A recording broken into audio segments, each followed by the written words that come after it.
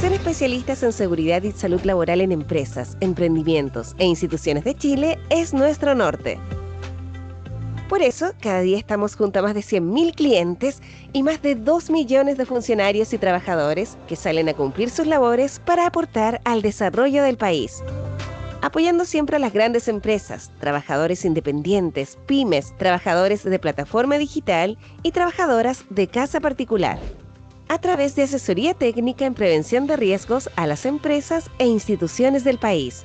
Capacitaciones para todo tipo de rubros. Una oferta en seguridad vial especializada y única en el país. Programas de riesgos psicosociales. Evaluaciones de compatibilidad laboral. Campañas preventivas y mucho más. Pero, ¿qué pasa si aún así un trabajador o un funcionario se accidenta o tiene una enfermedad profesional? Entregamos una atención de salud altamente especializada, sin costo para el trabajador, sin límite de gastos y sin exclusiones, compensando su sueldo desde el primer día de reposo laboral o considerando indemnizaciones y pensiones según corresponda. Y estamos disponibles 24/7. En 2023 recibimos más de 30.000 llamados a nuestro número de rescate de emergencias y en la región metropolitana nuestras ambulancias recorrieron más de 280.000 kilómetros, un equivalente a dar la vuelta al mundo 7 veces. Además, contamos con un hospital clínico especialista en trauma y rehabilitación de primer nivel, más de 70 centros de atención de salud a lo largo del país y más de 30 centros de evaluación del trabajador. En Mutual de Seguridad somos especialistas en seguridad y salud laboral.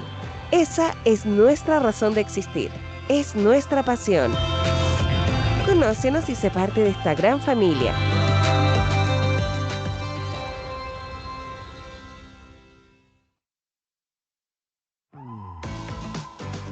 Mutual de Seguridad presenta. Porque prevenir riesgos es tarea mutua. No te olvides de seguir estas recomendaciones. Busca un asiento para mantener una postura erguida y una mesa para tu computador. Busca una silla con apoyos que mantenga tus codos, espalda y cadera totalmente rectas y el computador a una distancia entre 50 a 60 centímetros entre la pantalla y tus ojos. Mantén una buena iluminación para evitar la fatiga visual. Si el evento te sorprende en la calle, busca un lugar seguro y tranquilo con poca gente. Si el evento te sorprende en el camino, detén tu vehículo o busca un lugar seguro para conectarte, pero jamás conduciendo. No olvides seguir estos consejos para disfrutar de este evento digital. Ya conectados con la prevención, podemos comenzar.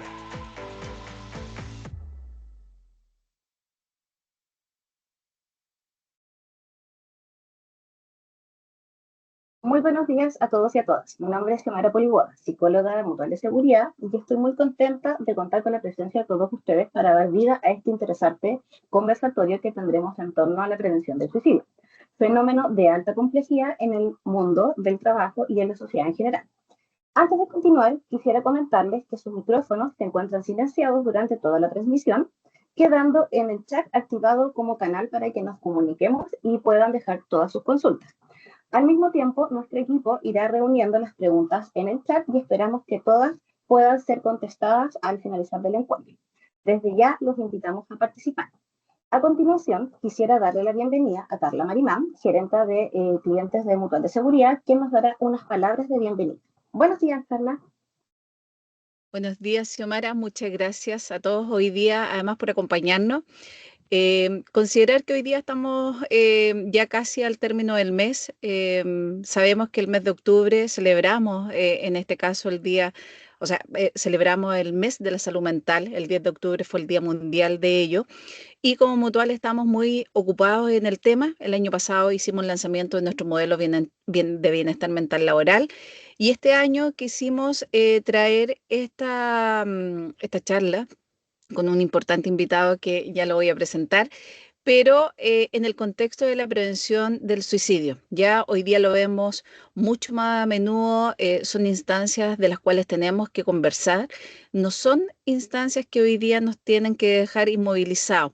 Y es por eso que en ese contexto invitamos a Pedro González Montoya, psicólogo de la Seremi de Salud de la región metropolitana, con una destacada trayectoria en el ámbito de salud pública. Posee un magíster en salud pública y planificación sanitaria y actualmente es candidato a doctor en salud pública. Ya forma parte de la unidad de salud mental de la Seremi de Salud en la región metropolitana y se ha consolidado como el referente regional en prevención del suicidio. Ya hay una mesa que está constituida, hemos aprendido bastante. A mí me tocó particularmente participar de una de comunicaciones. Hay mucho que tenemos que aprender. Creemos que es un tema que a lo mejor no nos toca y yo creo que tenemos que interiorizarnos. Esto, además del ámbito laboral, puede suceder además en el ámbito personal. Por lo tanto, creo que tenemos que sacarle el máximo de provecho, así que lo invitamos a esta instancia y como mutual estamos muy contentos. Así que Pedro, bienvenido a esta actividad. Gracias, Carla. Gracias, Xiomara. No sé si Xiomara iba a comentar algo, ¿no? Un ¿No? pequeño punto nada más. Más que nada es continuar con nuestro valor. Es importante destacar que, como dijo Carla, dentro de este mes de la salud mental, donde la Organización Mundial de la Salud priorizó la salud mental en los espacios de trabajo, es importante concientizar sobre la relevancia del bienestar psicológico en distintos ámbitos y en especial esta temática, como vimos que está más concientizada o estamos viendo, tomando conciencia más de estos eventos que tienen que ver con el riesgo suicida, ¿ya? Más que nada eso, Pedro, por favor, bienvenido y continúe. Muchas gracias, Xiomara. Muchas gracias, Carla. Gracias a todos los asistentes del día de hoy que están conectados a esta hora de la mañana en esta temática tan importante y sensible como comentaban Xiomara y Carla. Vamos a comenzar a compartir pantalla para ir comenzando. Ahí se ve, ¿verdad? Creo que sí. Bien, como decían Xiomara y Carla, es una temática que nos convoca en el fondo a poder interiorizarnos y capacitarnos internamente nosotros mismos como parte de una comunidad, ¿no es cierto? Aquí yo pongo una frase que también es discutible y que va para el análisis posterior, ¿no? Si puedes cambiar tu mente, puedes cambiarlo todo. En donde también nos invita, ¿no es cierto?, a hacer un cambio de mentalidad, un cambio de visión, ¿no? Pero qué tan difícil es lograr eso al momento en que tú te sientes bastante mal, ¿no? Bastante acongojado, con una pena muy grande que incluso te lleva a pensar al suicidio, ¿no? Entonces, eso es igual una frase como para ir más adelante y cuestionarla y analizarla y ver de qué manera uno la ocupa muy comúnmente, pero no necesariamente es lo que la persona que lo va a escuchar es lo que realmente necesita, ¿no? Así que yo la dejo ahí. Esto es un enfoque de salud mental con perspectiva de prevención de suicidio. La prevención de suicidio está dentro de este paraguas de la salud mental. Tenemos que comenzar hablando de lo que es la salud mental para poder posteriormente direccionar este concepto y todo lo que esto implica de salud mental con lo que es prevención de suicidio. ¿Qué vamos a ver el día de hoy? El objetivo, la salud mental, las señales de alerta en salud mental, ¿no? El suicidio propiamente tal, este espectro suicida, este continuo discontinuo que yo lo llamo. La epidemiología, vamos a mirar qué nos dicen los números y cómo estamos actualmente respecto a la suicidología a nivel nacional, latinoamericano y hacia afuera también. El efecto contagio o el efecto Werther, que no es tan conocido, pero que también es importante y abordar la posvención desde la prevención, ¿no? Desde este efecto. Los factores de riesgo ante una situación suicida y los factores protectores que también es necesario tenerlos en consideración y resaltarlos, ¿verdad? Y también hablar de la red de apoyo y la importancia que tiene dentro de la prevención. Bueno, el objetivo final de esta presentación es conversar sobre salud mental y conocer señales de alerta para desarrollar acciones que nos permitan prevenir el suicidio en la comunidad, ¿no? Aquí volvemos nuevamente al concepto de comunidad, como verlo en su totalidad como como hacernos parte de esta prevención, ¿no es cierto? Y no solamente delegar la responsabilidad en los equipos de especialidad, sino que también desde la comunidad podemos realizar acciones que muchas veces son las iniciales para poder hacer una prevención efectiva. ¿Qué debemos considerar al comenzar esta presentación, esta conversación, ¿no es cierto? Conversar sobre suicidio muchas veces significa hablar de situaciones muy dolorosas, ¿ya? No es una temática muy sencilla porque nos enfrenta a un dolor, ¿no es cierto? Y yo creo que más de algunos de nosotros que hemos estado acá sentados, que estamos sentados el día de hoy escuchando y viendo esta presentación, a lo mejor hemos tenido alguna experiencia, ¿no? Y vamos a poder evocar alguna sensación que a lo mejor nos produce el conversar de esta situación, ¿no? Muchos de nosotros podemos tener alguna experiencia, como les comentaba, y que implica un intento, una ideación o una muerte por suicidio, ¿ya? No debemos sentirnos responsables por ello mismo, por las acciones del pasado que no hiciste o que no hicimos en su momento, en que hoy sí hemos aprendido. Esto es una invitación a que desde el día de hoy nosotros empecemos a aplicar lo conversado al día de hoy, ¿no? Lo aprendido al día de hoy. Lo que no hicimos en el pasado y nos hizo en el fondo experimentar una muerte por suicidio, eso se quedó atrás porque no lo sabíamos. El día de hoy lo que aprendamos vamos a tener que empezar a aplicarlo en adelante para poder prevenir, ¿no es cierto? Y implica, como contaba Samara y Carla, que este tema va a trascender de las cuatro paredes donde nosotros generalmente habituamos o laboramos, ¿no? Esta es una temática que no solamente afecta a nuestro ámbito laboral, sino que afecta también a nuestra vida personal. Cualquiera de nosotros puede tener una pareja, un hijo o hija, un hermano, madre, abuela, abuelo, que ha tenido alguna ideación, un intento, ¿no? Por lo tanto, la invitación también es no solamente encasillarlo a las cuatro paredes de nuestro ámbito laboral, nuestro desempeño y desarrollo laboral, sino que también sacarlo a las comunidades donde nosotros estamos viviendo, ¿no? Socializamos y compartimos también un tiempo importante en nuestra existencia, ¿ya? Cuidemos de nosotros mismos el día de hoy y en un futuro sobre todo. Si consideras que necesitas ayuda, no dudes en solicitarla. Vamos a conversar también de los canales de ayuda existentes y mutual también, por supuesto, a través de los canales que poseen ellos para poder vincularnos y pedir la ayuda que necesitemos. Es súper válido y necesario pedir ayuda en algún momento, ¿no? U orientación. Sin ir más allá, quiero empezar a hablar sobre la salud mental. ¿Qué significa en nuestras vidas? Y eso es una pregunta que quiero dejar abierta para que vayamos pensándola en nuestro lugar donde nos encontramos el día de hoy, para que vayamos evaluando y significando qué significa la salud mental en nuestras vidas, ¿no es cierto? Finalmente uno repite una definición muy teórica o lo que no hemos escuchado de lo que es salud mental, pero cómo lo llevamos a la práctica, ¿no? Cómo implica y cómo influye y qué significa en nuestra vida llevándolo a la práctica, ¿no?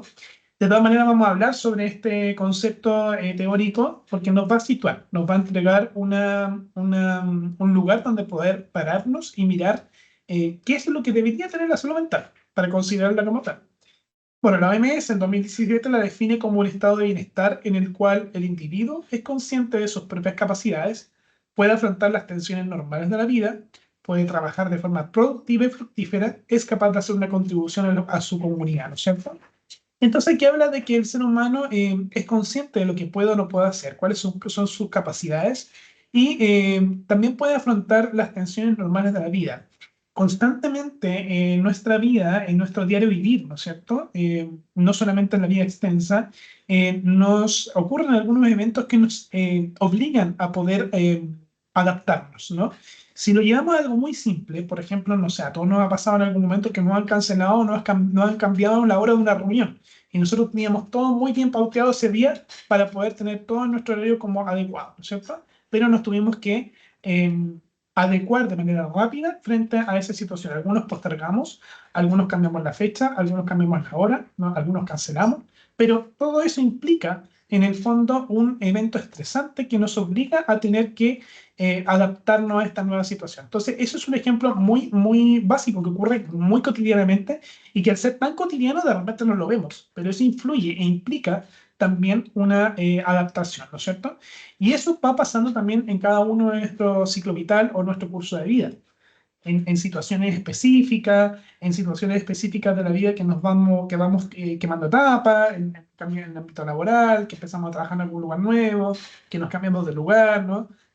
algunos eventos normativos, algunos hijos, algunos nietos, ¿no es cierto?, que nos va a permitir hacer algunas adaptaciones, no sé, cambio de vivienda, cambio de término de relación de pareja, ¿no es cierto?, algunos duelos específicos por muertes de algunos familiares, amigos o a nuestro entorno. ¿Qué implica tener esta salud mental como está definido en la OMS? ¿No es cierto? Es una capacidad, te va a entregar una capacidad para aprender, ¿no? En el desarrollo del curso de vida, ¿no? Si tú tienes todo esto más o menos equilibrado, no estamos hablando de que tiene que ser al 100%, sino que hablamos más de un equilibrio, ¿no es cierto? Ese equilibrio que es transitorio, que constantemente vamos a tender a un equilibrio porque constantemente estamos enfrentando desequilibrios, que tiene que ver con lo que les comentaba de el tener que estar adaptando constantemente, ¿no es cierto? Entonces la capacidad de también llegar al equilibrio nuevamente habla de una salud mental, ¿no es cierto? Esto influye también y afecta en relación con los familiares, nuestros padres, con otros adultos significativos, los niños, por ejemplo, adolescentes, con sus compañeros, con las figuras de autoridad, ¿no es cierto? También esto implica y va a cementar en el fondo los cimientos del sentido de identidad y autoestima, cómo me autovaloro, ¿no? ¿Y quién soy yo? ¿Qué puedo entregar? ¿Cómo en el fondo, entregar una contribución a mi comunidad? ¿Donde estoy yo inmerso, donde yo participo, ¿no es cierto? En los distintos niveles del curso de vida, desde el colegio, desde la prebásica, básica, enseñanza media, desde lo laboral, desde la universidad, ¿no es cierto? Y esto también nos permite avanzar en los hitos de cada etapa de desarrollo, ¿no? Volvemos nuevamente al ciclo vital y es un requisito, si lo pensamos a nivel de la infancia, un requisito previo para tener una mejor salud mental en la adultez, ¿verdad? Y aquí me quiero detener un poquito en este continuo, este diagrama de continuo. En el fondo es un modelo que lo voy a simplificar. Aquí en la parte superior hablamos de una salud mental óptima y en la parte inferior un bajo nivel de salud mental. Y en los extremos hablamos sin síntomas de enfermedad y por el otro hablamos de enfermedad mental severa, ¿no es cierto? En la parte superior estamos de salud mental óptima. Vemos el bienestar psicosocial, el bienestar subjetivo, el capital mental, cuáles son los recursos que nosotros tenemos para poder tener una salud mental óptima y una satisfacción con la vida, que es la consecuencia de esto, ¿no es cierto? Pero sería maravilloso que estuviésemos todos arriba, ¿no es cierto? Pero como es transitorio, como esto es constantemente, vuelvo y repito, constantemente estamos tratando de volver al equilibrio porque tenemos bastantes desajustes que nos permiten y nos obligan a adaptarnos. Tenemos que entender también el concepto de salud-enfermedad desde otro punto de vista, ¿no es cierto? Antiguamente en la salud o la sanidad se configuraba como la ausencia de alguna situación de salud, ¿no es cierto? Obviamente que actualmente igual se puede conceptualizar de esa manera.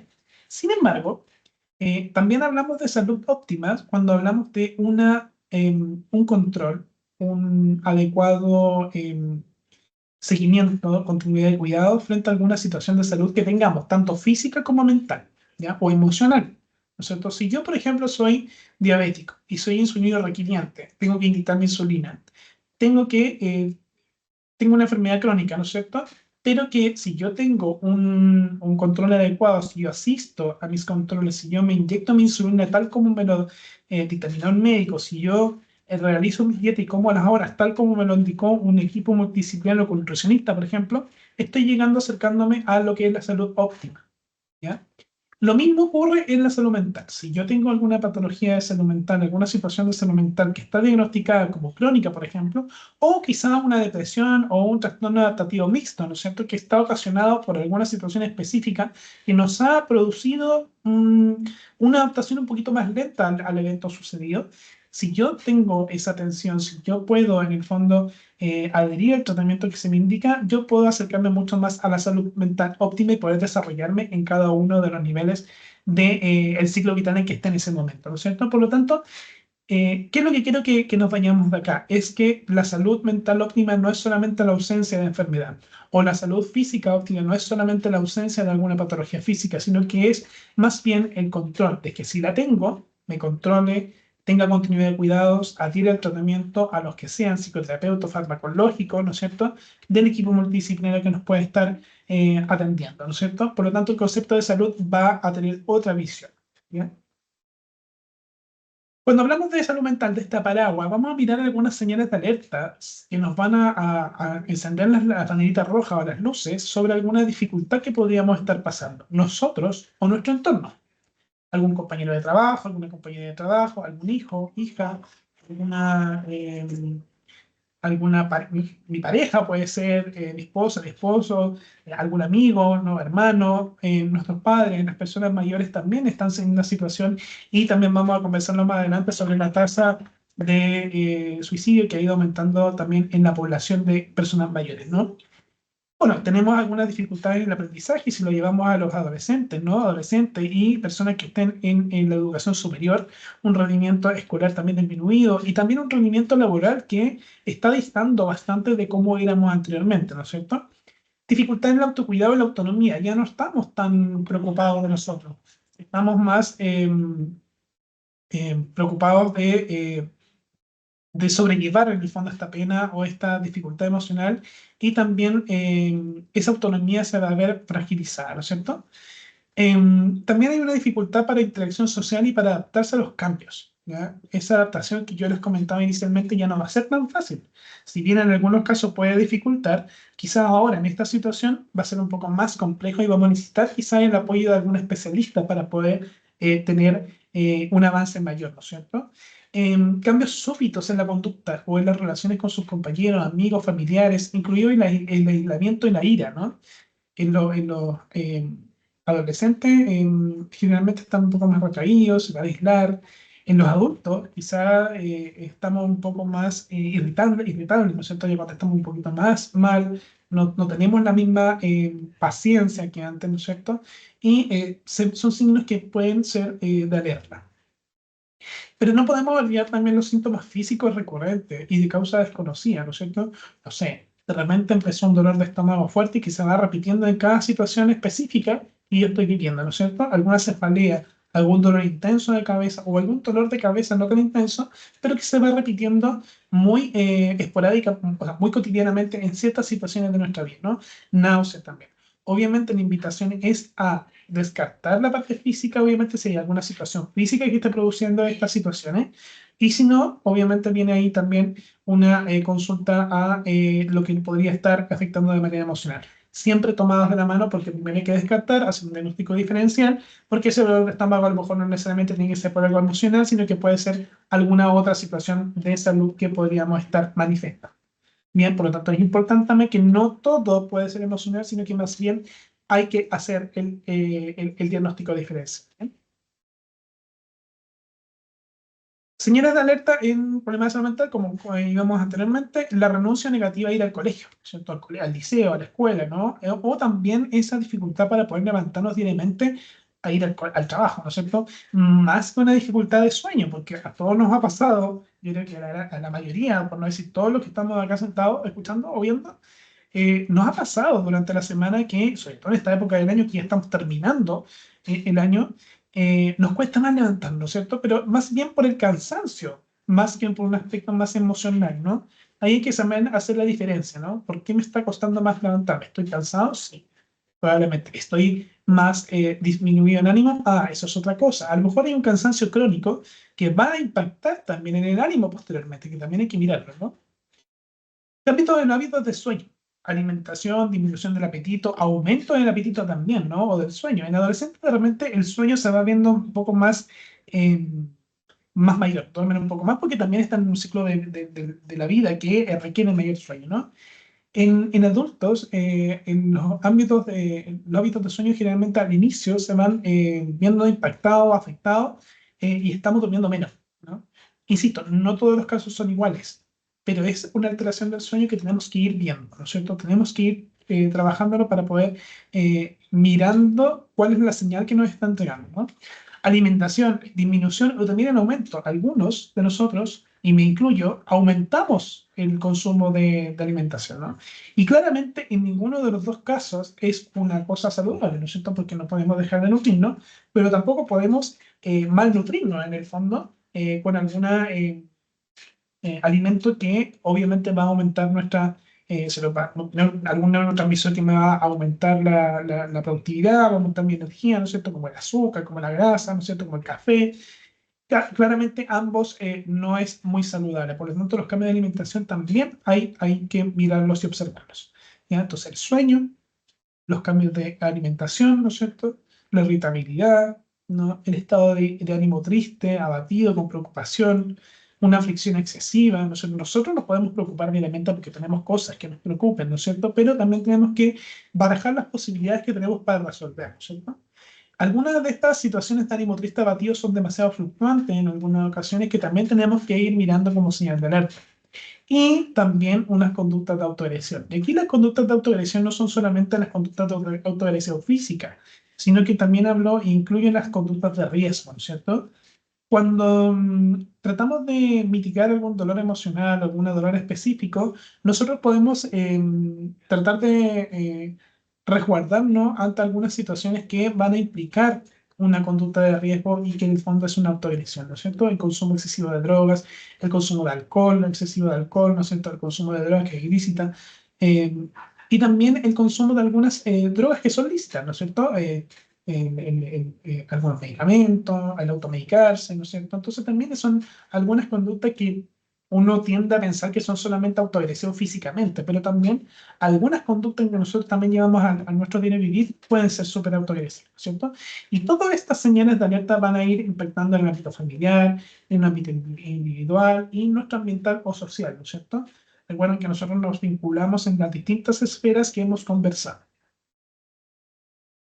Ahora vamos a entrar, una vez que ya más o menos miramos este paraguas muy pinceladamente de lo que es la salud mental, vamos a entrar en lo que es el suicidio, ¿cierto? Y vamos a tratar de definir en algunas situaciones lo que es el suicidio. Dentro de las conductas suicidio y la suicidalidad, tenemos, en algunos casos, pueden existir una clara y consciente intención de acabar con la vida, ¿ya? La mayoría de las veces no existirían deseos de morir, sino el sentimiento de no ser capaz de tolerar estar vivo. En otros puede estar presente una alta ambivalencia, con una mezcla de sentimientos en torno a cometer el acto, ¿verdad? Pero lo más importante, o sea, no es lo más importante, sino que lo que más llama la atención, ¿no?, de estos círculos, generalmente es el moradito, eh, el que está en la pantalla al lado derecho de su pantalla. La mayoría de las personas, de las veces, no existen deseos de morir, sino que el sentimiento de no ser capaz de tolerar estar vivo, ¿no es cierto? Entonces, vamos a tener que mitificar un poco lo que significa el suicidio propiamente tal. La persona en sí no quiere terminar con su vida propiamente tal, sino que la persona que está pensando, ideando, ¿no?, intentando, y que finalmente fallece por suicidio está lidiando, está tratando de extinguir ese dolor intenso, emocional que le produce la situación en que está, ¿no es cierto? Esta multifactorialidad que lo lleva a tomar una decisión de muerte por suicidio. Por lo tanto, la consecuencia en sí es eliminar ese dolor intenso emocional que es bastante complejo de controlar, ¿no es cierto? Y que muchas veces también en la adolescencia se ve cuando hay algunas lesiones autoinfligidas, ¿no es cierto? Que quieren extrapolar ese dolor intenso a llevarlo a un dolor mucho más físico. Por lo tanto, ya la persona no solamente quiere morir, sino que su forma de eliminar el dolor es la muerte por suicidio. ¿Bien? Vamos a mirar este continuo-discontinuo que yo le llamo muy coloquialmente, este espectro suicida, en donde nuestro cerebro intenta siempre ponerle un orden, ¿no?, a las situaciones, ¿no? Paso 1, paso 2, paso como una receta. Acá, generalmente, nuestro cerebro va a tratar de pensar o iniciar con algo mucho más leve, ¿no es cierto? Una ideación, ¿no? Quizá una conducta, posteriormente una ideación, después un intento y finalmente la muerte por suicidio. Pero aquí yo las coloqué o las puse de manera discontinua. ¿Por qué? Porque es súper dinámico. Y de una ideación o una conducta autolesiva sin alguna predisposición y sin ninguna planificación, podemos llegar prácticamente a un intento, ¿no es cierto? Vamos a ir mirando cada uno de estos conceptos. ¿Qué se entiende por intento suicidio? Es un acto con clara intención suicida, pero sin lograr su consumación. Ahí no hablo de consumación, a esa palabra yo y la quise dejar ahí para que también hagamos un cambio de lenguaje, ¿no? Cuando hablamos de consumación o algo consumado, tiene un significado también secundario como de éxito, ¿no es cierto? Por lo tanto, hablo generalmente de una muerte por suicidio, ¿ya? La palabra consumación yo ya la hemos dejado de lado porque constantemente tenemos que autoconstruir un lenguaje que nos permita también avanzar en entender este concepto, ¿no? Entender este discontinuo, ¿no? Conducta autolesiva. ¿Qué son las conductas autolesivas? Son actos intencionales y directos de daño sobre el propio cuerpo sin clara intención suicida, pero para aliviar el malestar, ¿no es cierto? Ese dolor intenso yo lo voy a sacar a un lugar físico en donde yo lo puedo ver, lo puedo sentir, lo puedo tocar, ¿no es cierto? Y puedo aplicar algo para disminuir esa sensación de que estoy sanando, ¿no es cierto? Y la ideación suicida es un pensamiento sobre voluntad de quitarse la vida con o sin una amplificación o método, ¿no? Y finalmente, el suicidio o muerte por suicidio es un término que una persona hace, es el término que una persona hace de su vida en forma voluntaria e intencional. Vamos a mirar un poco la epidemiología. El suicidio es la segunda causa de muerte en adolescentes, ¿no? De 15 a 29 años. Más de 800.000 personas se suicidan cada año acá, perdón, en el mundo.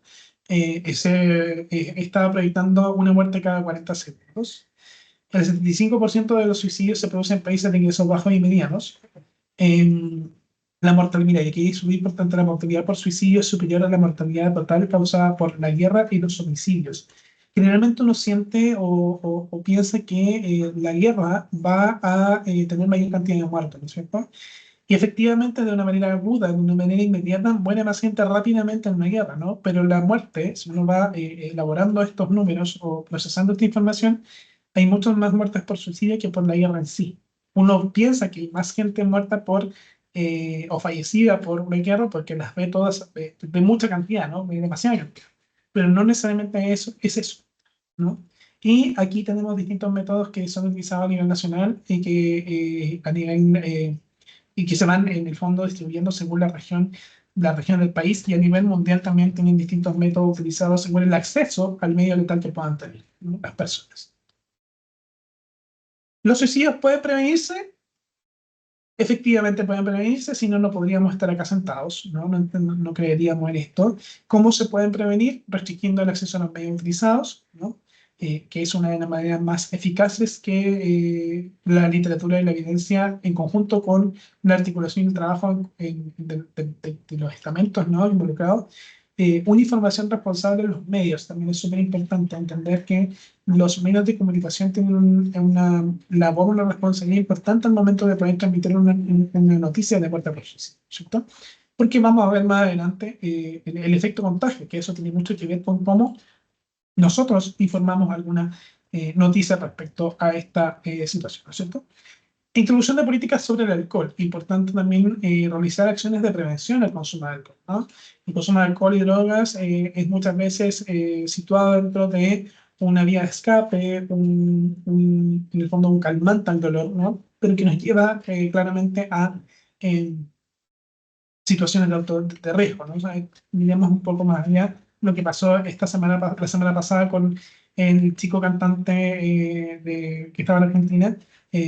No puedo hablar de suicidio porque están en pericias nuevamente, pero sí podemos hablar del alto consumo de alcohol y drogas que podían haber sido encontradas también dentro de su organismo y que fueron informadas a través de la prensa, ¿no es cierto? Entonces, estas conductas de riesgo, este consumo, ¿no? Ya no problemático, sino que un consumo excesivo de alcohol, puede llevarnos también a tener conducta de riesgo y finalmente una muerte por suicidio, ¿cierto? Identificación y tratamientos tempranos. Muy importante poder evaluar estas señales de alerta, ¿no? No solamente la salud mental, sino que las señales que vamos a ver posteriormente que van a enfocar específicamente a suicidio, ¿no?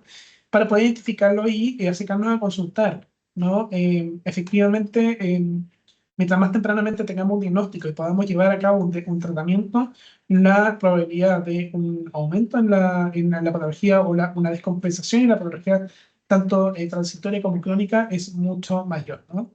Importante la formación del personal sanitario y un seguimiento y apoyo de la sociedad completa, ¿no es cierto? Todos nosotros tenemos que ir formándonos en esta temática para poder abordarla desde una comunidad, ¿no es cierto? Y tiene que ver mucho con la transversalización de la estrategia que se está evaluando y se está implementando el día de hoy, ¿no? En lo que es prevención de suicidio con el Plan Nacional de Prevención de Suicidio. En el fondo, entendiendo que no existe la cantidad o no hay una gran cantidad disponible de especialistas para abordar toda la población y que no necesariamente toda la población que tenga alguna situación específica de salud mental, ¿no?, va a requerir un especialista. La importancia de poder dotar de información a nosotros como comunidad, a cada uno de ustedes que está sentado aquí el día de hoy, es justamente para poder ser porteros con la capacidad de contener a la persona, ¿no? Como una amistad, que sea un amigo, se puede acercar y contarnos que está en una ideación de una situación de salud mental compleja y que ha pensado en suicidarse, ¿no es cierto? Pero también, aparte de la contención, implica el obtener y formarse, ¿no? Y para eso estamos aquí sobre la disponibilidad de los canales de ayuda que tenemos nosotros para poder acercarnos y solicitarla cuando corresponda, ¿cierto? Entonces la idea es contener a la persona, escuchar a la persona y también conectarla con su servicio de salud, su atención de salud pública o privado o de mutualidad según de donde requiera o venga el usuario, ¿no es cierto? Y esa es una responsabilidad que todos como comunidad tenemos que tener de alguna manera, porque no esperamos que, o la estrategia no espera que nosotros, que no, o las personas que no sean especialistas, no sean psicólogos, no sean psiquiatras, hagan psicoterapia, sino que más bien sean porteros, ¿no? Porteros de esta persona que está en una situación que requiere de una atención personalizada de la comunidad, ¿no es cierto? Y que también requiere que sea direccionada y acompañada muchas veces a los canales y los lugares específicos donde pueda pedir ayuda, ¿ya? Por lo tanto, no se espera, la estrategia no espera que nosotros seamos terapeutas, sino que seamos quienes podamos pesquisar, contener y también vincular y conectar a la persona con los servicios que la puedan ayudar, ¿no es cierto? Bueno, 700.000 personas en el mundo fallecen, 1.800 personas mueren por suicidio cada año en Chile. Estas regiones concentran la mayor cantidad de muertes por suicidio, la región metropolitana, la quinta región y la región del Biobío. Y como les comentaba, el método letal utilizado a nivel nacional son estos tres y que van variando también según la región y también según los países del mundo, ¿no? Dependiendo del acceso al medio letal. Vamos a entrar en las señales de alerta directa del suicidio, ¿no es cierto? Buscar modos para cometer suicidio. Una búsqueda en internet, intentar acceder a armas de fuego, pastillas o algún otro medio de letal, planificar o preparar el suicidio, ¿no es cierto? Ahí estamos hablando de una señal directa de alerta, ¿no? Realizar actos de despedida, enviar cartas o mensajes por redes sociales, dejar regalos, hablar como si ya no fuera a estar presente. ¿Recuerdan el caso de este colega de salud que también estuvo en, si mal no recuerdo, Concepción Bio Bio, en donde habían habido algunos mensajes en sus redes sociales de despedida, ¿no es cierto? Por lo tanto, también tenemos que estar atentos a estas señales que quizás pueden pasar muy desapercibidos, pero que nos están dando información de nuestro ser querido, nuestro amigo, compañero o compañera de trabajo o pareja o quien esté en nuestro círculo que puede estar viviendo alguna situación que requiera de la atención, ¿cierto? Presentar conducta tolesía, cortes, quemaduras, rasguños, ¿no? Consumo problemático de alcohol, consumo de riesgo de alcohol, de drogas, ¿no? Muslos u otras, bueno, los cortes en muslo u otras muñecas como también adolescentes, ¿no? Generalmente los adolescentes ahí producen esta lesión autolesiva. Hablar o escribir sobre el deseo de morir, herirse o matarse, no hacerse daño. Sentimientos de desesperación o de no existir razones para vivir, cuando no hay un sentido de vida, cuando estamos todos en esta visión túnel o una visión en túnel donde todo ve un oscuro. Por lo tanto, siempre es importante que alguien esté afuera y que pueda visualizar o ayudarnos a caminar en este camino o en este túnel oscuro entregándonos la información, ¿no es cierto? También ser una carga para otros, son responsables de todo lo malo que está sucediendo. Ahí también llamaba la atención a personas mayores, ¿no? En donde el sentimiento ahí es de sentirse como carga en algunas situaciones, tanto para la familia, tanto para el sistema de salud, tanto para el sistema estatal, ¿no? Por la misma situación que todos sabemos en la que está y se encuentran las personas mayores acá, ¿no es cierto? Hay una... eh, hay en algunos casos de abandono, en otros casos hay dificultad de acceso, hay unas pensiones disminuidas, ¿no es cierto? Tenemos que pensar también en la pandemia, que la alfabetización digital también afectó a este grupo etario, ¿no es cierto? En donde también hubo un mayor aislamiento y más dificultad por no poder tener los vínculos que probablemente estas personas tenían en su comunidad, ¿no es cierto? Entonces no podían salir, tenían que vincularse a través de una pantalla y que no muchas veces sabían cómo utilizarla. Y eso también mermó en la socialización o sociabilidad de las personas mayores. También tenemos las señales de alerta indirecta: alejamiento de la familia, amigos, red social, sentimiento de soledad, se aísla y dejamos de participar, ¿no es cierto? disminución en el rendimiento académico, en el rendimiento laboral, ¿no es cierto? Habilidades para interactuar con las demás, dificultades ya nos cuesta poder interactuar con otras personas. Tratamos de evitar. Y ahí nuevamente sale y aparece el incremento del consumo de alcohol y drogas, ¿no? Tenemos un deterioro de la autoimagen, importante baja en autoestima, abandono, descuido de sí mismo. Volvemos nuevamente que son los síntomas o los señales de alerta muy indirectas que también están tomados como dentro de la salud mental y que lo vimos también en las primeras diapos, ¿no? Con los cambios de hábito de sueño y alimentación, cambios de carácter, conducta, pudiendo mostrarnos irritables, emocionalmente muy inquietos, nerviosos, ¿no? Con una agitación. Entonces, estas son las señales que tenemos que tener muy claras, son algunas de ellas, ¿no es cierto? Que nos van a poder dar alguna información de lo que está pasando con nosotros también y con algunas de las personas, porque también nosotros podemos detectarnos que estamos más irritables, que algo está pasando con nosotros, estamos consumiendo algo más de lo habitual de alcohol, ¿no es cierto? Y estamos disminuyendo nuestro rendimiento y también nos estamos alejando, ¿no? Ya podemos estar planificando quizás algún cumpleaños el sábado, porque el sábado y no queremos ir, no vamos, ¿no es cierto? Entonces también eso va a tener que hacernos mirarnos, ¿no? Y la invitación es esa, mirarnos nosotros mismos, pero también mirar al de al lado, a quienes tenemos a nuestro lado, ¿no es cierto? Para poder en el fondo ayudar y entregar las herramientas necesarias. Vamos a entrar a la parte ya final, en donde podemos encontrar los mitos y las realidades, ¿no es cierto? Hay muchos mitos hasta el día de hoy en algunas poblaciones respecto a lo que es el suicidio. Todavía hay personas que cuando hablamos de suicidio, muerte por suicidio, generalmente bajan la voz para que nos escuchen, como si fuese un secreto, ¿cierto? Eh, y, y, y si bien la invitación no es a gritarlo, obviamente, pero sí es a conversarlo como corresponde, ¿no? De una manera, de una perspectiva de construcción, de una perspectiva de prevención, ¿no es cierto? Y de promoción de la salud mental. Entonces, el primer mito en que nos encontramos es si realmente se quiere suicidar, no lo dice. Hasta el día de hoy hay muchas personas que piensan que las personas que realmente se quieren suicidar no van a avisar, ¿no? Y la evidencia indica que la mayoría de las personas que se suicidan han advertido sus intenciones a través de todos estos métodos que nosotros y que hemos visto en las diapos anteriores. Algún mensaje, alguna acción que deja de hacer, ¿no? Alguna digitalización, algún pensamiento así como, no, si yo no voy a estar eh, para el cumpleaños de mi amigo en 3 meses más. Entonces, ¿cómo sabes que no vas a estar en 3 meses más si no tienes ningún viaje planificado, ¿no? Entonces ya hay una señal que quizás no es muy decidora, pero es para levantar nuestras banderitas rojas y nuestras señales de alerta, ¿no? Estamos planificando quizás un cumpleaños o un almuerzo, no sé, la Navidad, por ejemplo, o el Año Nuevo. Estamos planificando la Navidad con nuestra familia, probablemente, y yo digo, no, si yo no voy a estar para esa fecha, o no creo que esté para esa fecha.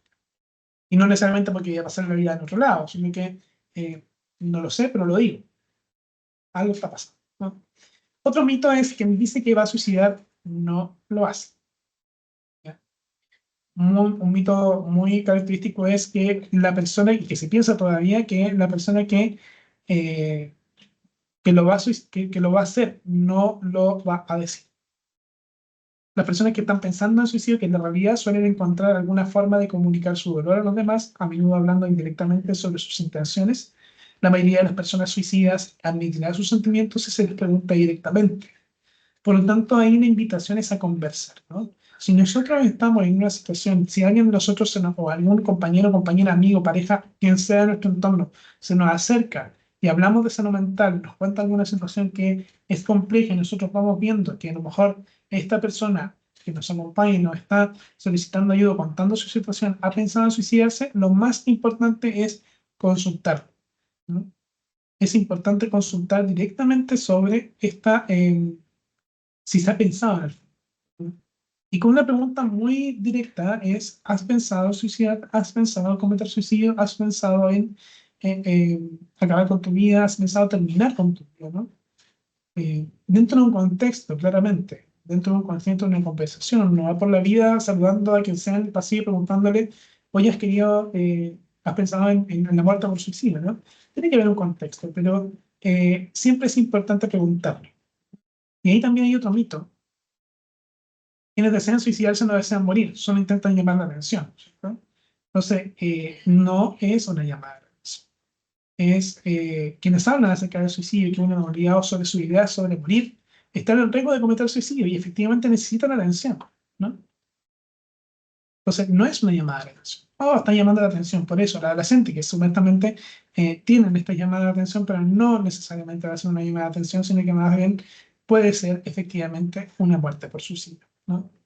Si de verdad se hubiera querido matar o suicidar, utiliza un método más letal. Eso es un mito. El método no está elegido para el suicidio, refleja los deseos morir quien lo utiliza, sino que más bien obedece al medio letal que tengan más a mano, ¿no? Que tengan más disponible.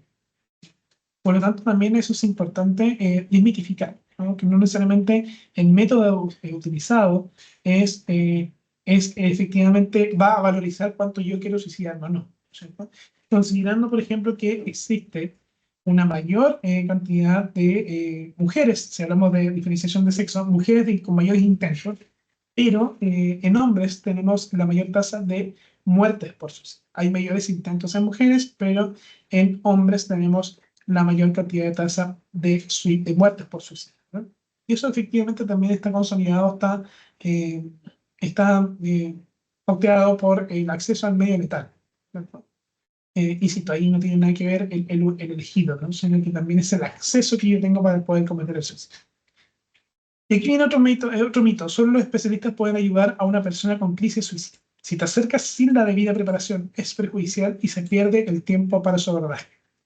Eso es falso, porque la realidad es que no hay que ser especialista, y lo venimos conversando en toda esta presentación, para auxiliar a quien esté pensando en suicidio, ¿no? Cualquier interesado en ayudar puede ser un valioso aporte en prevenir que el suicidio ocurra, ¿ya? Es importante considerar que si hoy en día nosotros necesitamos un especialista, si ustedes hoy día necesitan un especialista X, tanto en el público como en el privado, les aseguro que no van a encontrar una hora tan rápido, ¿no? Y si encontraron una hora es porque votaron alguna, alguien que la había tomado, ¿no? Tanto en el privado como en el público.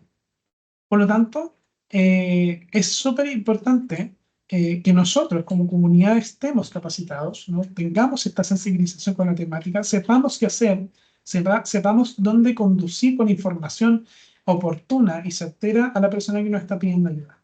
Porque generalmente, como no se llegan tanto a los especialistas en todo ámbito de salud, ¿no es cierto? El acceso es un poco más complejo, por la sobredemanda existente.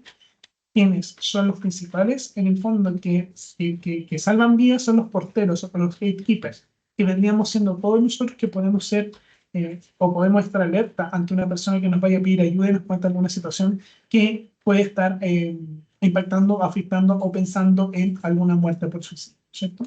Por lo tanto, es importante, y vuelvo, repito nuevamente, esta instancia de poder sentarnos y conversar sobre esta situación y también tener la responsabilidad como comunidad de conocer, ¿no? Estas ayudas y estos canales que nos van a permitir orientar a una persona.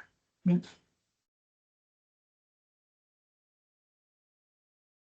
Para ir finalizando, vamos a hablar del efecto contagio. Esta es la última diapo. Ocurre cuando una muerte por suicidio gatilla ocurrencia de otros, ¿no es cierto? Es un efecto de imitación. Se considera que el suicidio es un modelo imitable y la solución al sufrimiento de la persona. A nivel nacional y a nivel internacional existen distintos lugares, ¿no? Que son íconos o puntos críticos, ¿no? En donde se produce una gran mayoría o una gran número de suicidios, ¿no es cierto? Porque obviamente hay un efecto contagio que está ocurriendo ahí. Y ahí también la importancia de la prensa para poder informar sobre los suicidios, las muertes por suicidio de alguna persona muy conocida o de alguna persona que pueda mover más, ¿no es cierto? Por ejemplo, estoy pensando en algún cantante, ¿no? Algún cantante que pueda ser bastante líder o que tenga un liderazgo bastante importante con los adolescentes, ¿no? O con las personas adultas. Entonces, conocer, informar estas noticias tienen que ser muy cuidadosas. Y también internamente dentro de nuestras instituciones, porque dentro de nuestras instituciones lamentablemente también ocurre suicidio o muertes por suicidio, ¿no? Entonces, también informar.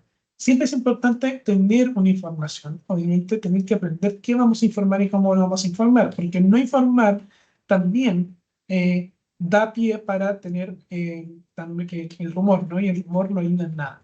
Entonces, el mito es el riesgo de contagio o imitación ocurre exclusivamente entre los pares más cercanos de quien cometió suicidio. Es un mito, no necesariamente va a tener algún acercamiento de par, sino que vamos a encontrar algún punto específico que nos va a hacer clic y que vamos a cometer el mismo hecho, la misma conducta, ¿no es cierto? Pero la realidad es que en la medida de que se perciba algún tipo de similitud con la persona fallecida, se puede originar el contagio de la conducta. Por ejemplo, similar edad, género, preferencias o dificultades.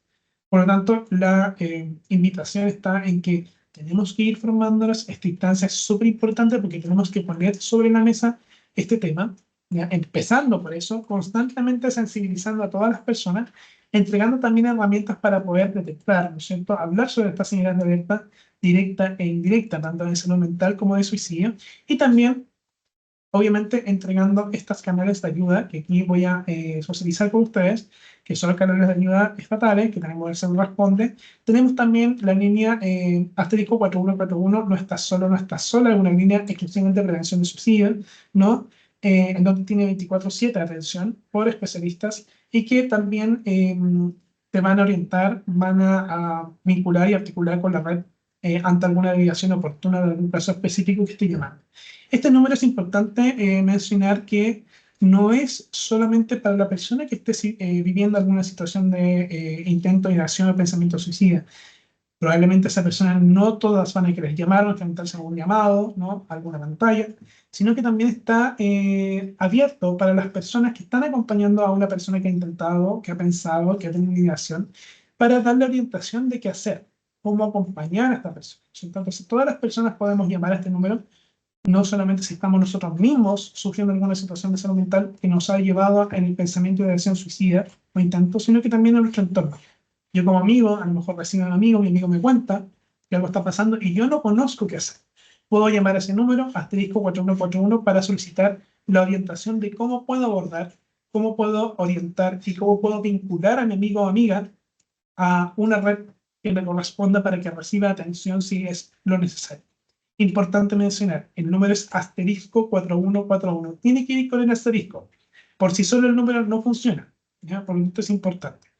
Entonces, la invitación es a llevar esta información, transmitir esta información, existen los canales de ayuda, ir conociendo también algunos canales de ayuda que puedan tener tanto de la Mutual también, como también alguna sociedad civil organizada, alguna fundación que tiene trabajo con población específica. Hay adolescentes, hay fundaciones que trabajan mucho con adolescentes, ¿no? Entonces, también la invitación es auto buscar cuál es la información que nosotros contamos a nivel nacional para poder tener y entregarla al momento de ser requerido. Espero no haber sido tan rápido porque en honor al tiempo traté de ser lo más explicativo, traté de no ser tan aburrido tampoco. Muchas gracias, Pedro. No, estuvo muy clara la presentación y ahí hubieron varios comentarios de que estuvo bien explícita y también pues quedaron pocas dudas, ¿ya? Respecto de algunas que aparecieron, había una de las primeras era la persona, hay veces que quiere dejar de sentir dolor, pero no muchas veces declaran que quieren perder la vida. Entonces, tiene que ser explícito que digan que quieren quitarse la vida para uno reconocerlo como ideación suicida. Lo que pasa es que ahí va el tema de la pregunta. No necesariamente te van a decir, ¿no? Y ahí es cuando uno pregunta, ahí abren la puerta para que te digan efectivamente. Y ahí existe el mito de que, que un mito efectivamente, en donde se creía que cuando tú preguntabas estabas induciendo el suicidio. Eso es un mito. En el fondo tú estás logrando que esa persona se abra su emocionalidad y en el fondo le ponga palabra. A lo mejor él la ha pensado, pero no la ha verbalizado, ¿no? Y eso también es un inicio terapéutico, ¿no? Una, porque estás detectando a la persona que recibe esa información y que igual es fuerte recibir que, oye, ¿sabes qué? He pensado en suicidarme de alguna persona cercana o de algún compañero, de quien sea, ¿no es cierto? Es lógico que es complejo recibirla, ¿no? Pero la invitación es a preguntar, ¿no? Dentro de ese contexto. Y generalmente no lo van a decir, sino que van a mandar un mensaje, ¿no? Así como tan literal. Algunas personas sí, claramente, pero no todos. Por lo tanto, hay algunos más silenciosos y hay que tener como el cuidado y también preguntar, ¿no? Dentro de ese contexto de conversación, ¿no es cierto? Muchas gracias, Pedro. Otra pregunta que apareció, o sea, varias que se pueden unir en lo mismo. ¿Existe algún protocolo de atención en la parte pública específico para este tema? ¿O qué hacer tú nos mostraste el asterisco 41-41, pero si uno no alcanza, ¿qué es más o menos lo que uno debiese hacer cuando tiene a un cercano con la ideación y te lo declara explícitamente en ese momento? Bueno, ahí es importante evaluar bien. Acompañamiento, siempre. El acompañamiento de la persona, ¿no? Hay distintos niveles de riesgo, ¿no es cierto? Uno, cuando recibe la noticia de alguien que ha pensado, intenta suicidarse, o sabes que pensé bien en suicidarme, pero no hice nada, uno se va a angustiar. Es parte y lo viví antes de yo entrar en este mundo y de especializarme en esto, ¿no? Em, entonces es importante valorizar, acompañar siempre a la persona, si es necesario, saber que existen las vías de urgencia, ¿no? Pero también saber diferenciar si es urgencia o no, ¿no? Porque muchas veces, dentro de nuestra desesperación, mandamos a un paciente, a un usuario, a un amigo, a una urgencia. Imagínense en época de virus respiratorio, en donde quizás no era una urgencia para el sistema, ¿no? Dentro de la urgencia, no quiero que se malinterprete, ¿no? Sino que dentro de la escala, ¿no? Y puede estar muchas horas esperando para una atención, ¿no es cierto? Y que a lo mejor era necesario un acompañamiento y una vinculación con su, por ejemplo, si es del área pública, con sus SPA. Muy importante que se articule, que se inscriba ese SPA en su consultorio, ¿no? De donde le corresponda en un domicilio. Y ahí obviamente van a hacer las evaluaciones, le van a asignar la hora y van a hacer la evaluación y las derivaciones correspondientes. Probablemente se puedan resolver dentro de esta instancia de atención primaria de salud y si no es posible resolverla ahí, se va a escalar al nivel secundario, ¿no? Pero tienen que considerar que existen estas dos vías de ingreso, tanto privado como público, es la urgencia y si no, en la área pública, obviamente que es la vinculación con su atención primaria de salud a través de sus SPAM o consultorio. Y si es privado, importante también conocer que deben acercarse a su ISAPI y conocer cuál es su prestador preferencial dentro de ese ISAPI, ¿no? Súper. Pedro, y por temas de tiempo, la última pregunta, cuando uno está conversando, un cercano, sea familia, en el trabajo, etcétera, te declara esta intención, al momento de conversar con esa persona, ¿uno tiene que tratar de convencerlo o qué hay que hacer cuando esta persona te lo está diciendo en ese momento? Lo primero es contener, porque te está verbalizando un sentir, te está verbalizando en el fondo un dolor. En el fondo, a ver, te está verbalizando, claro, cuál es la consecuencia, ¿no? El terminar con la vida, pero en el fondo, si vamos al fondo del tema, te está verbalizando el nivel de dolor que tiene.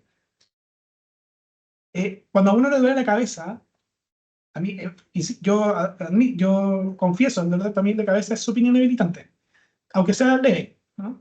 Pero yo me tomo un par de paracetamol porque sé que me sirve y se me quita. Pero, pero, pero hago algo, ¿no? Y se me quita, efectivamente. Ya, si hay una jaqueca, obviamente, si tengo algún control con un médico especialista que me da alguna medicación un poco más fuerte, me la tomo, ¿no es cierto?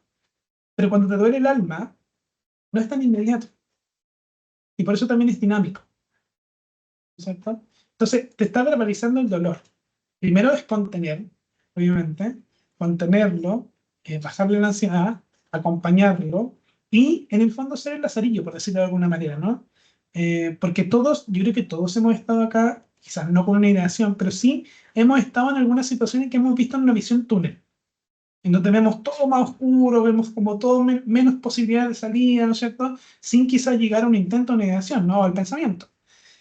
Imagínense a esa persona que está pensando o ya ha llegado a la ideación, ¿cierto? Más visión en túnel, más oscuro, entonces le va a costar identificar cuáles son las salidas. Por lo tanto, ese rol que nosotros tenemos es súper importante y crucial. Y ahí es donde nosotros entregamos al amigo o a la amiga, a la pareja o quien sea, cuando lo conectamos a su red de salud, ¿no es cierto? Ahí viene el equipo que lo va a atender, ¿no es cierto? Y nosotros podemos acompañarlo en esta atención, ¿no es cierto? Pero por ahí va. Muchas gracias, Pedro, por tu presentación muy, muy clara. Lamentablemente hemos llegado al final por temas de tiempo, no alcanzamos a ver todas las preguntas para poder revisarlas acá. Para todos quienes están interesados en volver a revisar el webinar o que no pudieron participar desde el inicio, se les hará llegar a cada uno de ustedes la grabación. Además, en caso de persistir dudas o quieran más información, los invitamos a visitar la página web de Mutual, www.mutual.cl, donde podrán encontrar la información relacionada a la salud mental, y hay gestiones y modelos de intervención que existen para ayudar en la gestión de salud mental en los espacios de trabajo. Y muchas gracias por acompañarnos y que tengan todos y todas una muy buena mañana. Primero, Xiomara, antes de irnos, agradecer a cada uno de ustedes que están acá, ¿no? Porque esta temática es súper importante. Y salgan a su entorno, convérsenlo. Que estemos acá, la cantidad de personas que estamos acá, eso vamos semilla a semilla instalando la conversación, ¿no es cierto? Desde un punto de vista, desde entender, comprender, desmitificando los mitos, ¿no es cierto? Entonces, cada uno de ustedes tiene una responsabilidad súper importante al ya cerrar esta sesión, ¿no es cierto? Que lo tienen que llevar también a su comunidad. Así que los agradezco por estar acá presente, les agradezco también por tener esta sensibilidad, este interés en la temática, agradezco a Xiomara, al equipo también Mutual, que también es parte de la mesa intersectorial y que hemos trabajado bastante de la mano con todas las organizaciones que están dentro de este espacio intersectorial, porque es una forma también, y existe la evidencia de que el abordaje es mucho más provechoso, por decirlo de alguna manera, el impacto es mucho mejor si trabajamos todos los sectores de la mano para unificar todos los esfuerzos que tenemos en la prevención de suicidio propiamente tal, ¿cierto? Y de prevención de otras áreas de salud mental y de salud física, ¿no es cierto? Por lo tanto, agradecer también a Xiomara al equipo de Mutual para que, por lograr esta distancia, y obviamente que disponible para otras que puedan ustedes direccionar o acordar. Un abrazo para todos. Muchas gracias.